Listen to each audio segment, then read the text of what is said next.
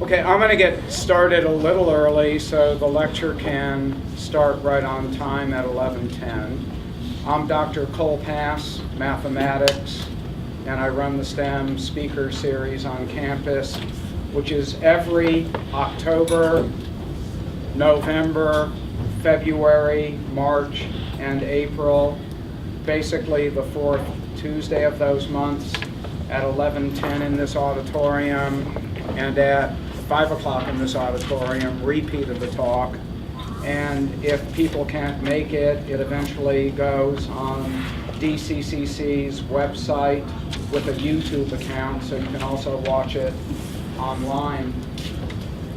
Upcoming talks after this one: in February, a talk on the engineering of bridges in the Philadelphia area.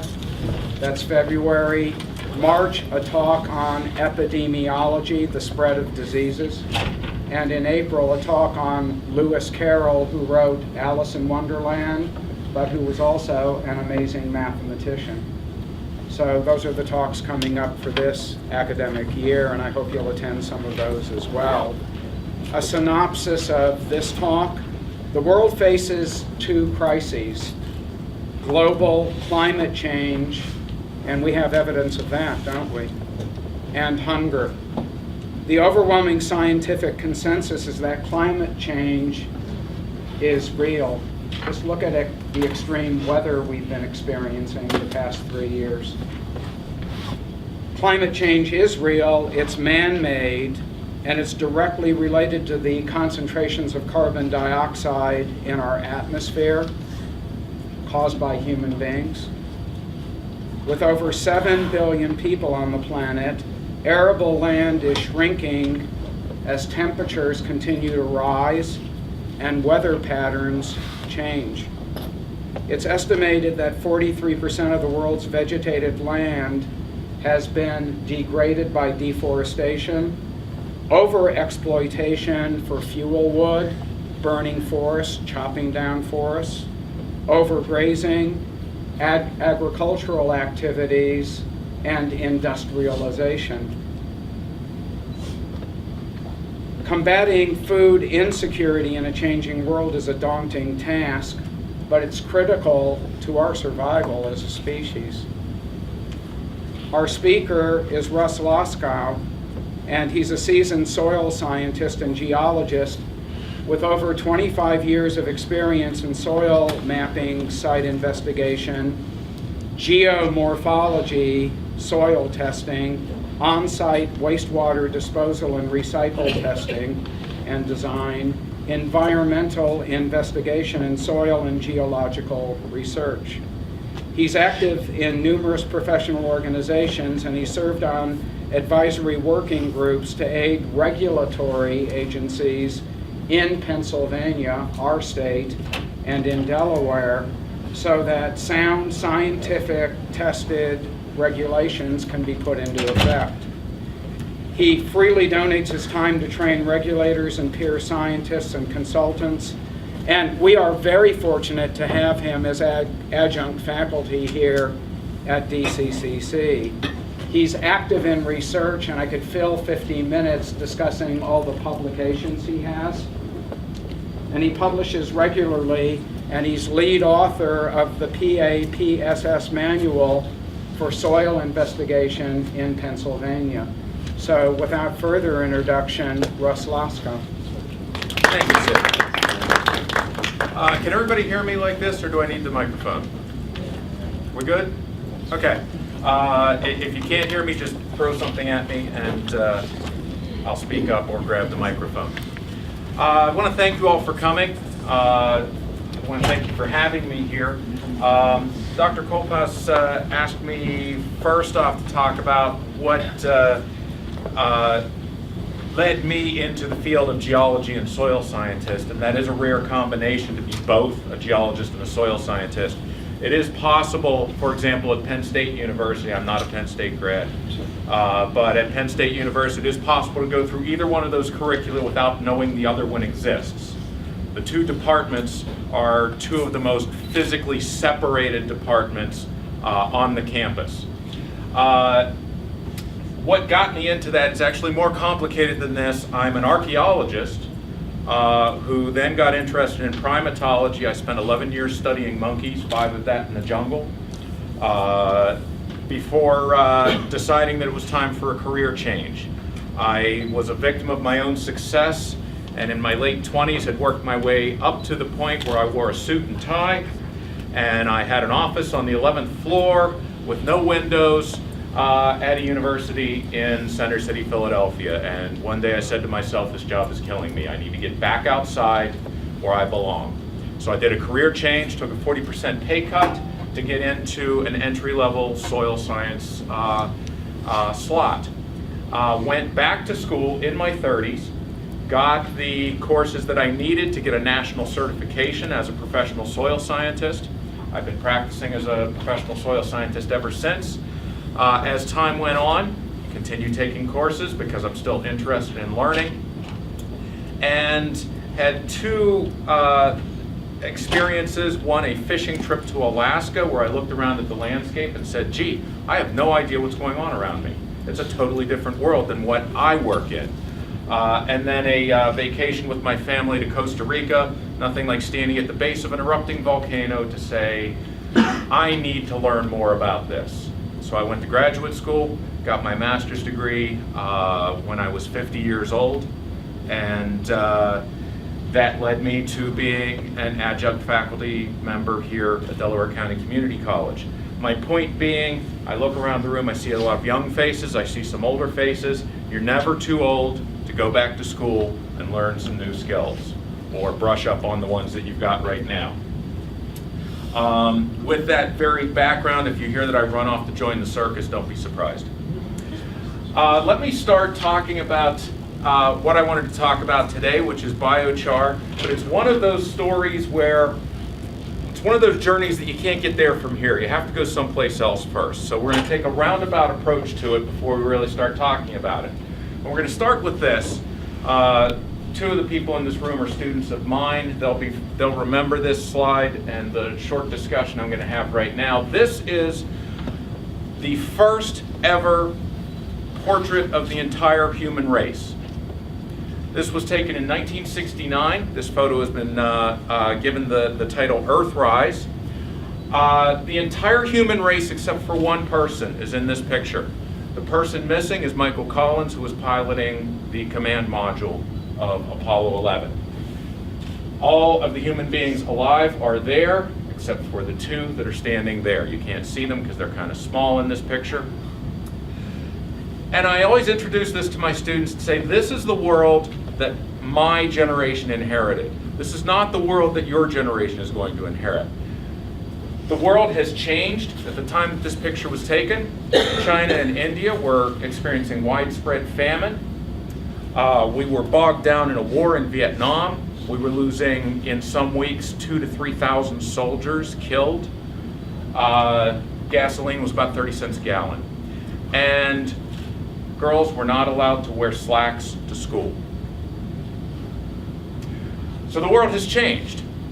And this is the world you're going to inherit. The world is different, and the question we need to ask is, how do we feed this world? In a changing world, how do we make sure that everybody has secure access to food? Today, we've got a population of about 7 billion people, about twice what we had in that last photograph, in that Earthrise photograph. Global grain production right now is about 300 kilograms per person per year. U.S. consumption, about 2.5 times that. Global arable land is land that you can grow crops on, is less than 6/10 of an acre per person per person. Now let's fast forward to when most of the people in this room are my age. Around 2050, it's expected the population will be about 9.3 billion. Global grain production will be down to about 180 kilograms per person per year. The question, will U.S. consumption drop to match that? I'm not a basher of the United States. I love this country. If you ever don't appreciate your country, go live in another one for a few years. I've done that. It'll give you a real appreciation for how good a country you come from. but we're not real good at cutting down on our consumption here in this country. Global arable land around 2050 is projected to be less than 0.4 of an acre per person. So how do we ensure food security in this world? In a world that is growing hotter. This is the September 2013, the last month that we have fully compiled data on, temperature anomaly map for the world. Notice most of the world is significantly hotter than it should be. We just experienced in September the 342nd consecutive month with a global temperature above the 20th century average. CO2 levels continue going up in the atmosphere. Lucky us, we hit the 400 mark this year, 400 parts per million of carbon dioxide in the atmosphere. The last time this occurred was in the mid-Pliocene age, between 2.2 and 3.6 million years ago. Interesting thing to know, in the Pliocene, there was no ice on the planet. Antarctica was ice-free, so was Greenland. There may have been some small glaciers and some high mountains, but no significant ice on the planet. There has never in geologic history been 400 parts per million of CO2 in the atmosphere and significant ice on the planet.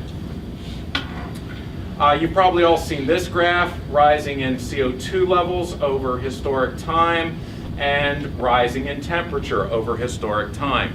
If any of you doubt that global warming is real, my advice to you is to turn off Fox News and start going to sources that are reputable.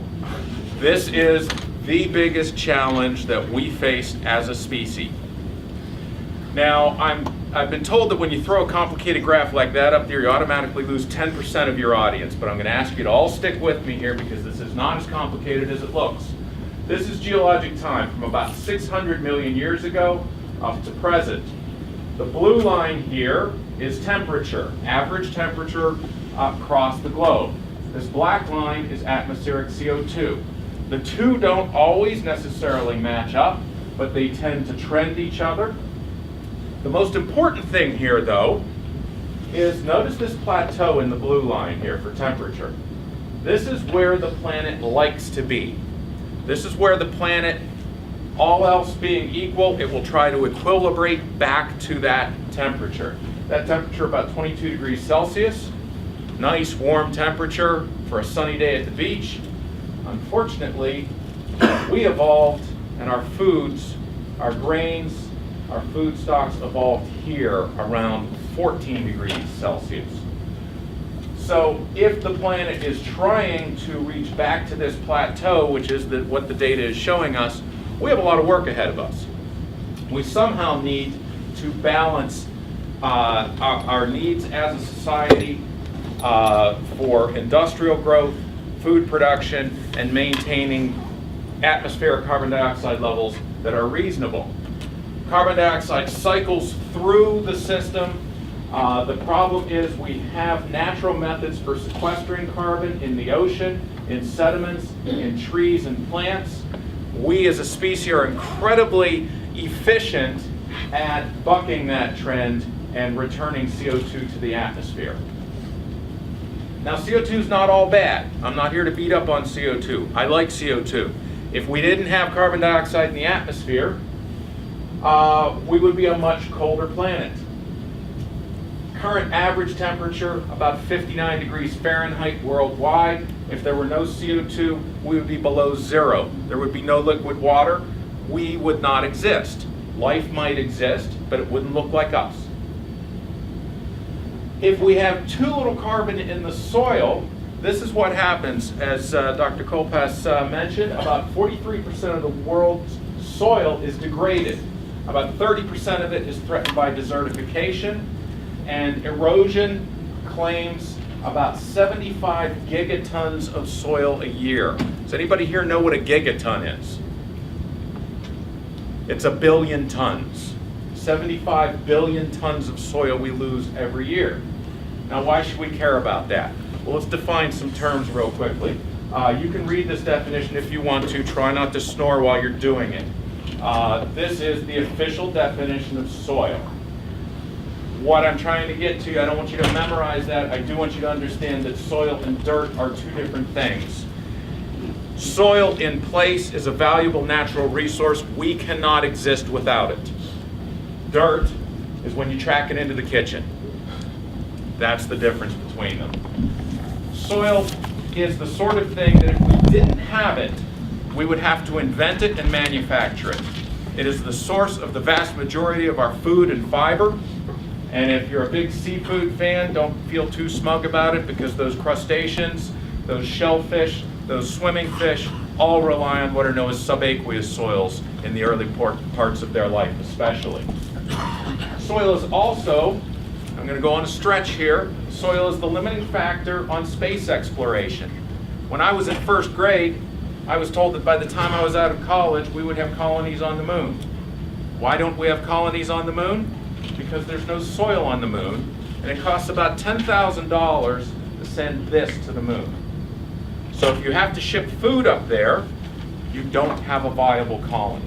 You need to be able to grow your own food to be able to colonize other worlds. That's why we're going about it in a slow and stepwise fashion, trying to figure out, can we take the dust on the surface of the moon and make a soil out of it? So, now that we've set that stage, now it's time for the history lesson. Back in the 1500s, something bad happened in South America. The conquistadors out of Spain, led by Pizarro, toppled the Incan Empire, one of the largest empires on the planet. And as Pizarro set about trying to consolidate power and run a state, he realized he had a major problem on his hands. He had a bunch of heavily armed, highly skilled, highly motivated warriors all around him, the guys he had brought with him. If you're trying to establish civil order, you don't want a bunch of bored, highly armed people around you. So you got to send those guys off somewhere. So he came up with sending them off to explore the Amazon basin. He said, "You guys, you're all itching for a fight. Why don't you go have a fight somewhere else?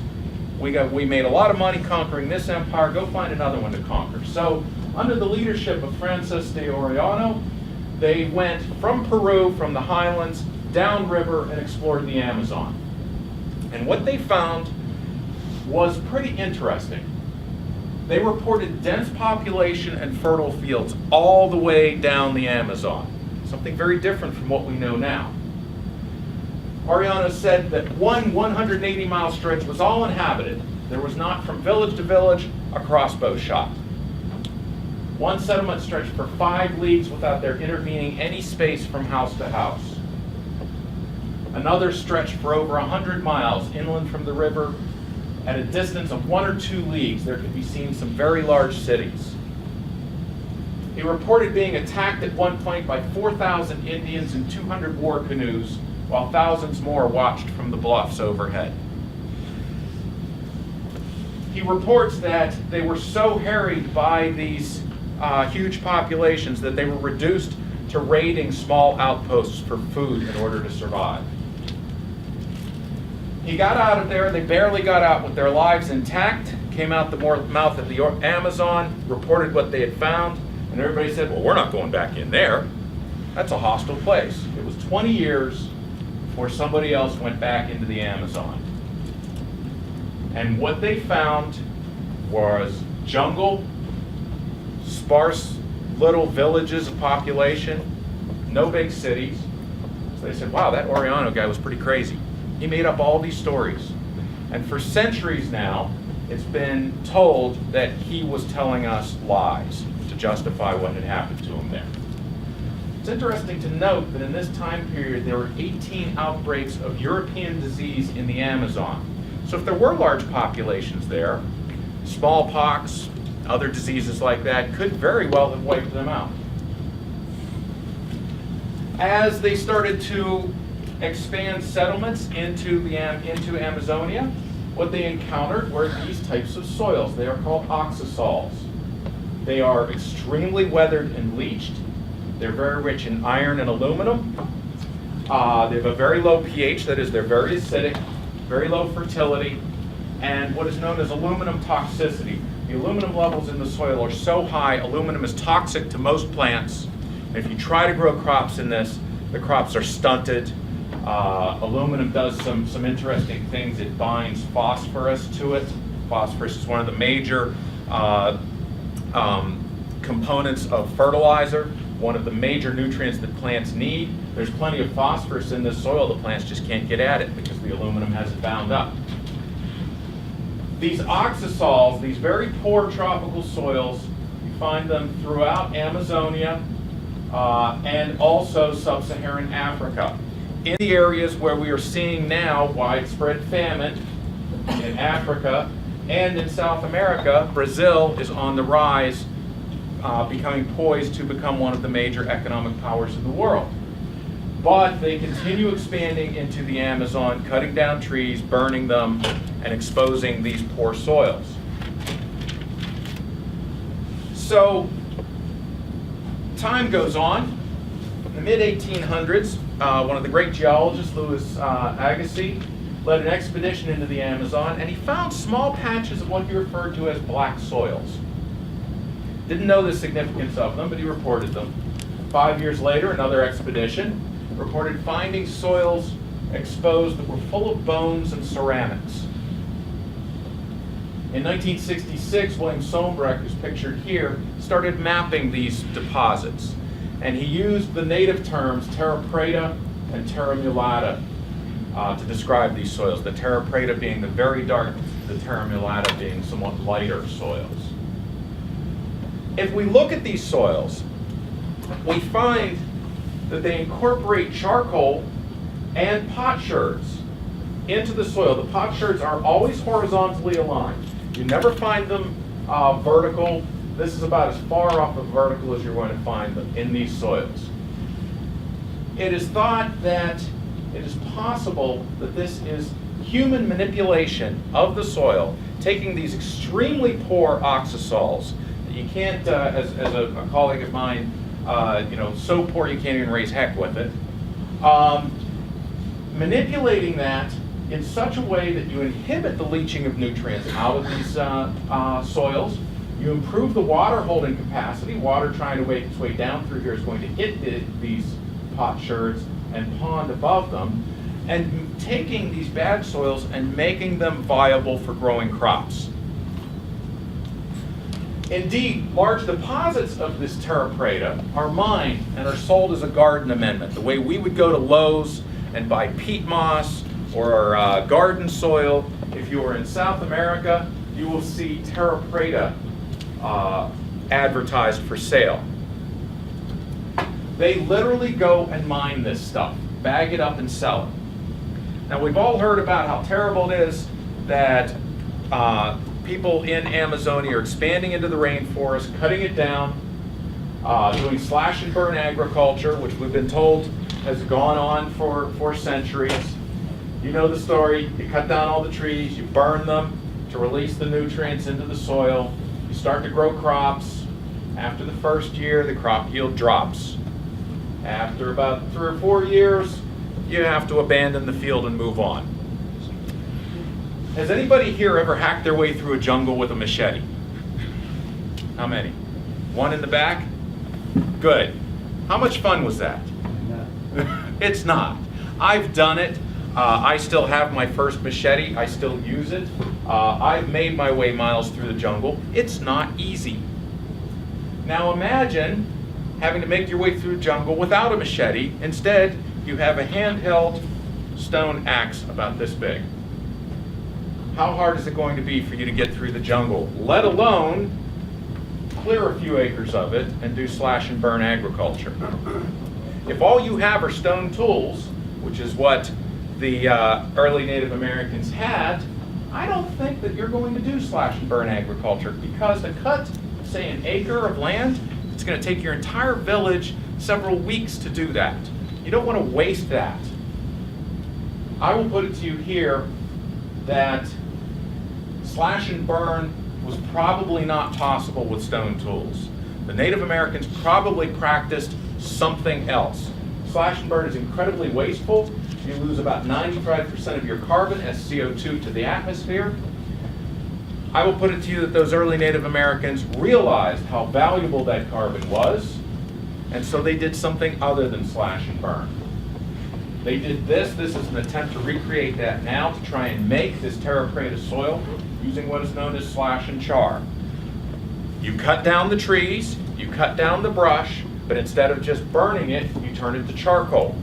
There's a slight difference between burning wood and turning it into charcoal. If you take that charcoal, when you turn wood into charcoal using a process called pyrolysis, which I'll talk more about shortly, you only lose about 50% of the CO2 to the atmosphere. The rest is retained. If you incorporate that into the soil, you increase, obviously, soil carbon content, which is good for plants. That carbon holds nutrients in place. It buffers the pH, that is to say, it takes that acidic soil, makes it less acidic, and it neutralizes the aluminum. That makes the phosphorus free for the plants to take up. It also acts as a sponge and improves water holding capacity.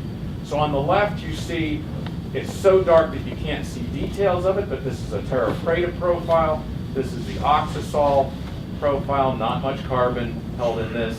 This is black all the way down. Here's a demonstration plot. You probably saw this on the poster that was put out for this talk. Here we see very poor soils amended with charcoal.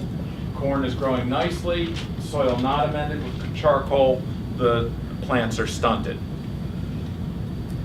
Why is the terra preta better? Well, first of all, there's all that carbon, 150 grams per kilogram of carbon, whereas the oxisol only has about 25, about a sixth as much. The phosphorus is now at 200 to 400 milligrams per kilogram. The oxisol only has 3 to 7. Now the oxisol actually has all of this phosphorus, but none of it is available. So this is available phosphorus here. And terra preta fields, you generally fallow them for about 6 months between plantings. Oxisols, you fallow them for 8 to 10 years between plantings. And it's interesting to note that on the plots of terra preta that are there, they usually fallow them because of weed infestation, not because of reduced yields. You let them go to let the weeds go crazy on them, then you burn the weeds off. So in the terra pretas, we see increased fertility, crop yields of 20 to 350% higher. Some of these plots are still being farmed today in Amazonia, where the locals have found them. By radiocarbon dating, we can tell that they have been farmed for 1,200 years without significant input of fertilizer and are still producing good crop yields. We don't know the full extent geographically of these soils, but interestingly, they have been found in association with, very recently, massive ruins suggesting cities and large populations. Some of those cities correlate to some of the accounts of Orellano's expedition. There are some who are saying that one of the reasons why the Amazon jungle is such a rich environment to begin with, the indigenous population there doesn't need to grow a lot of crops. They can live off of the fruits that grow there, the animals that live there, the various plant materials that are available to them in the wild. But one of the reasons why they can do that is because Amazonia is a huge plantation that was intentionally planted and terraformed by the ancient Native Americans that lived there. That those food crops, or those wild foods that the natives can access, were intentionally planted there. This would explain some of Orellano's accounts. The science of archaeology in Amazonia right now is very exciting as we start finding these ruins, and not just ruins, but roads that led from one set to another. This was an intense civilization. So I've thrown out some terms here that I better define to you. I've been using the term biochar instead of charcoal. What is biochar? It's charcoal, but it's charcoal that's been created from biomass by the process of pyrolysis. Now that's a really good definition. I've defined a term and given you 2 more terms that I now have to define. So biomass is anything that used to be alive. I'm talking about wood, paper, agricultural debris, brush, the weeds that grow in your backyard, anything like that, bones, anything that is a waste product can be turned into biochar, as long as it is organic. Is it good biochar then? Pardon me? Is it good biochar? Yes, yes. It does not matter so much what we put in at the one end, because we're reducing it to the pure carbon. And pyrolysis is the thermochemical decomposition of organic matter at elevated temperatures in the absence of oxygen. Short definition, smoldering. If you've ever had a fire that you thought was out, smolder for a few days and then come back, it was experiencing pyrolysis. It was continuing to burn in the absence of oxygen.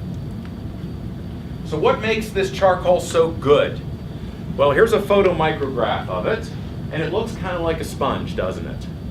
And charcoal chemically is a sponge. Charcoal loves to soak up other things.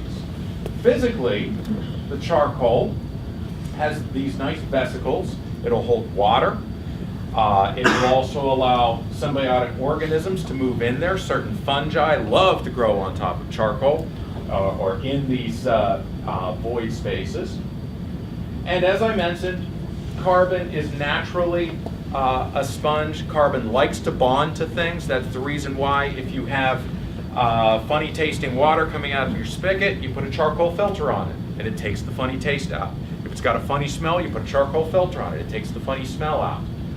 Charcoal filtration has been used on a number of things over the years. I won't turn this into a chemistry lesson, but it has to do with the 4 electrons in this outer shell. That outer shell can hold 8 electrons. So it wants to grab a hold of anything that it can to fulfill those electrons on that outer shell.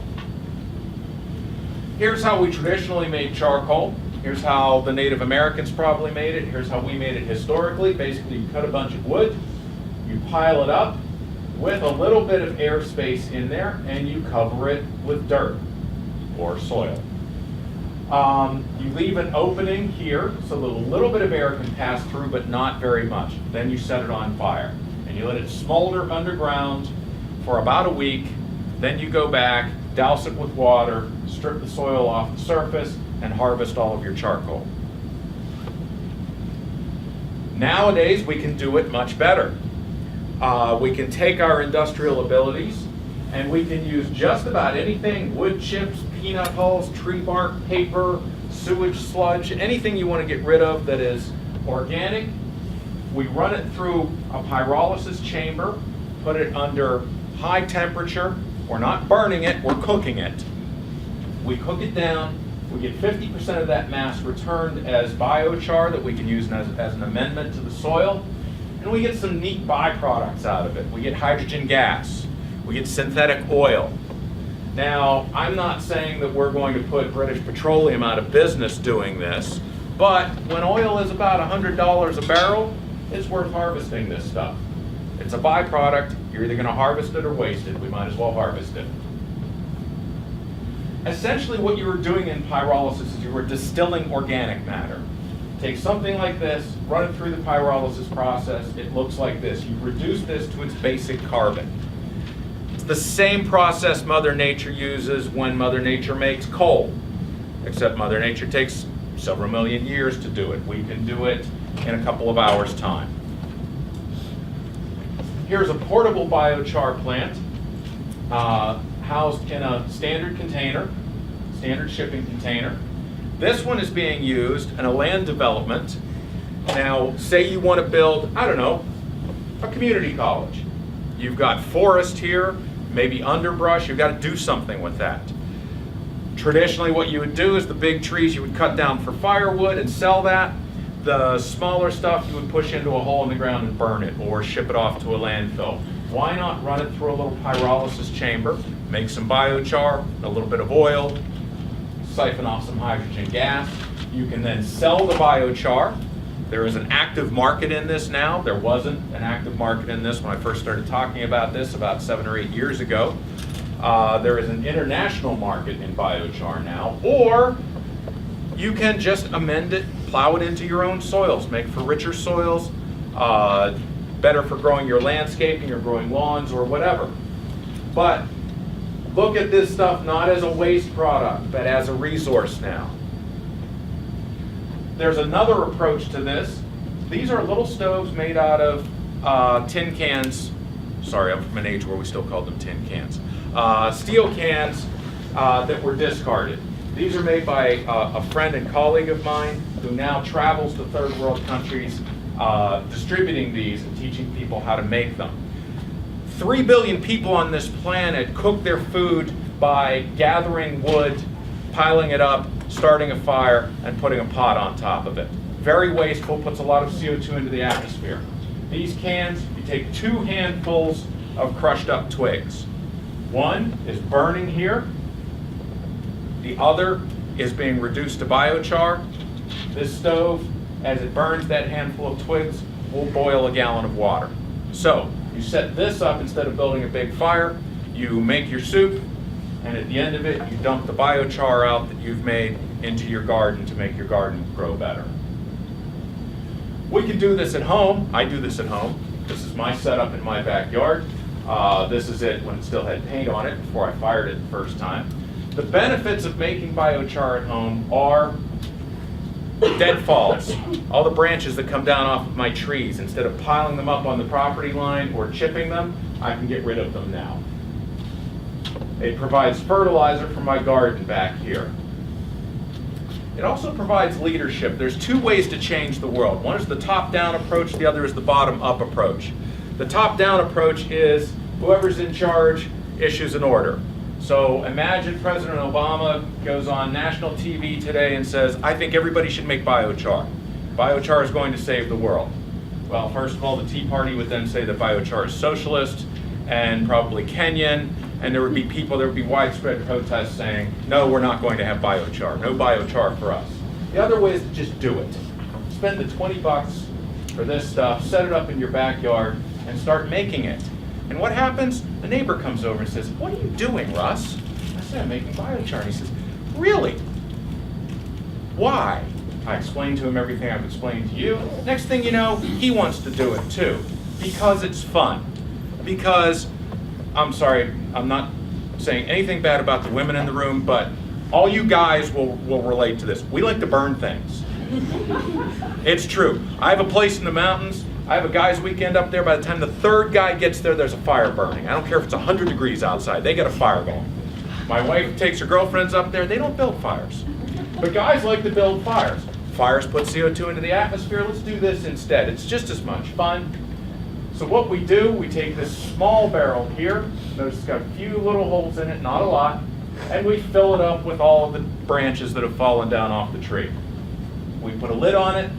We leave the other barrel on its side. We slide this one inside of there, stand it up. There's one hole on the top.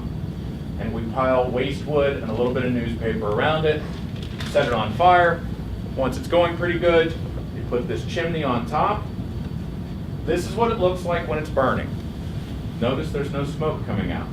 This is a clean burn. I've got an air intake here. I've got a few small holes here and here that act as afterburners. Put oxygen in at the end of the burn, so we don't get a lot of particulates coming out of this. When you first start, you're going to get some white smoke as you start to drive off moisture. When you get this thing going really good, it sounds like a jet engine going off. Very low tech, very easy. About 2 hours, it's done. You take the lid off, dump a little bit of water in there to stop the process, and this is what you have. You've lost about 50% of your mass as carbon dioxide. The other 50% is charcoal. I take that, dump it straight into my compost pile. Others who do this, who for example have horses, say a good thing to do is take that and dump it in the horse stall. Let the horse crush it, keeps the smell of ammonia down in their stall, and as you clean out the stall, it's already mixed in with the manure.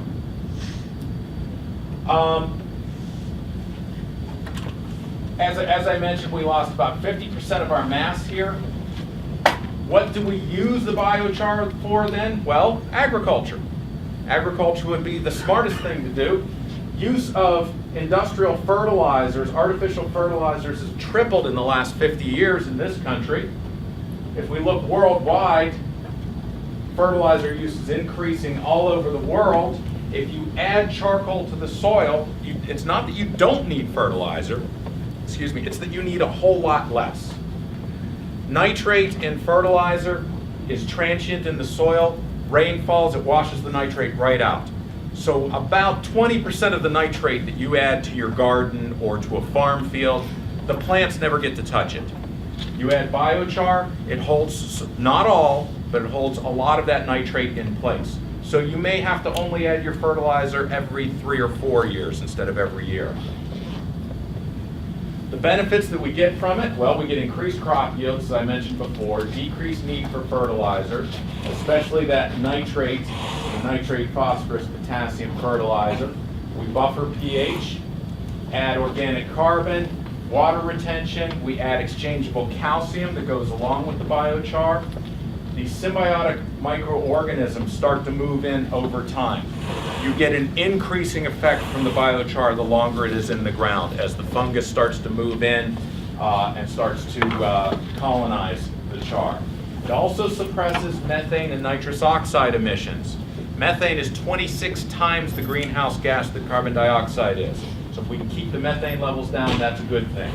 The most important, though, is this long-term carbon sequestration. We've been telling gardeners for years to put compost in your garden. Compost is a good thing. But if you put compost in your garden, you're sequestering carbon on a time frame that's measured in months. If you put charcoal in your garden, you're sequestering carbon on a time frame that's measured in thousands of years. That charcoal will remain stable in the ground for thousands of years. Here's quickly some experimental plots done in Haiti on the left without biochar, on the right with biochar. These are banana trees. This one will be producing bananas shortly. This one's going to take a while. Here we have papayas. This one's already producing papayas. This one is about halfway there. So we're getting increased yields, faster yields, simply by adding charcoal to the soil. How much faster? We're still working on that. We don't have it quantified yet. But in a poor country like Haiti, any speed you can add to the system is good. We could be using this in site remediation. We still have over 1,300 Superfund sites in this country, somewhere between 130 and 600,000 contaminated sites.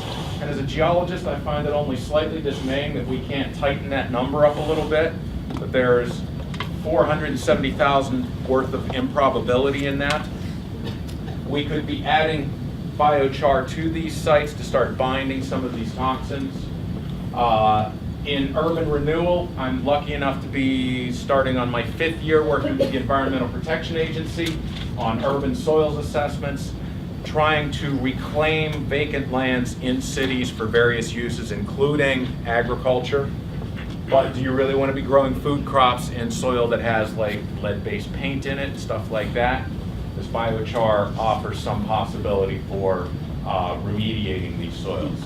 This site that I'm standing on here is this was a diaper factory that's been abandoned for about 10 years. Stormwater management is one of our large concerns now, especially with the Chesapeake Bay Initiative. We are managing our stormwater. You see the stormwater management basins here as you walk to class. If we lined those with biochar, that would be gathering pollutants, keeping them from getting into streams. And as I mentioned before, we can make fuel out of this. We can make synthetic gas, synthetic oil. We can make certain fertilizers out of this. There are different ways that we can tweak the pyrolysis system to drive it more towards biochar or more towards fuel. This is something we can do very precisely now. Now, at some point, someone has to ask, is this really going to help? Is this really going to take all the CO2 out of the system that we need? Well, there's no silver bullet, especially considering that we put about 30 million metric tons of CO2 into the atmosphere every year. The U.S. contributing about 6, China having passed us at about 6.5. But if we look at, for example, Brazil. Brazil produces 300 million metric tons of sugarcane every year, 170 million metric tons of residue. If we took that 170 million metric tons of residue, turned it into biochar, retained 50% of that carbon, we have 85 million metric tons of carbon sequestered. That's 3 times the annual global CO2 emissions. So there's some logistical problems here, but this is doable. So, in conclusion, I know this is the part everybody waits for, so you can get out of here. We know that CO2 emissions are rising. We know that global warming is a real problem. It is a problem that your generation, by and large, is going to have to deal with. My generation is trying, but you guys are inheriting the world. We know that soils are degraded worldwide. We know that using biochar mitigates that soil damage, increases crop yields, and sequesters carbon. For that reason, it is entirely possible that black just might be the new green. And with that, I will give you the largest homework assignment of your entire academic career. You've got to make this work, because if you don't make it work, nobody's going to make it work. I'll grade you on that in 2050. How's that? Thank you very much.